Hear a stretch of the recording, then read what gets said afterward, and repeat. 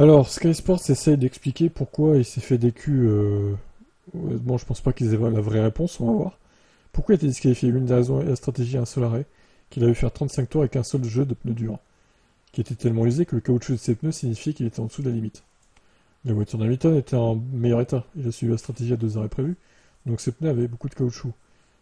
Ouais, alors, moi je trouve que c'est pas crédible parce qu'au final, quand tu regardes le classement final, tu remarques qu'il y a quand même pas mal de voitures qui ont fait un arrêt, en fait.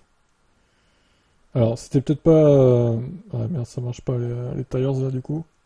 Mais au final, c'est peut-être vraiment Russell qui a fait le plus de tours avec ses pneus. Mais j'en suis pas sûr au final. Donc, tu regardes les Aston, elles ont fait un arrêt aussi. Elles sont pas fait des culs pour autant. Magnussen pareil, Tsunoda pareil. Donc, est-ce vraiment ça? Normalement, donc. Alors, je continue.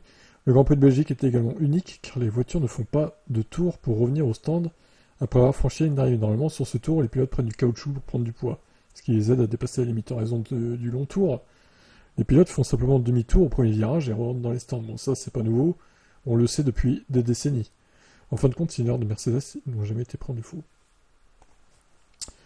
Ouais, je suis pas sûr que ce soit ça l'explication. Après, c'est une explication comme une autre. Mais il faudra attendre de voir ce que dit Mercedes exactement. Ciao.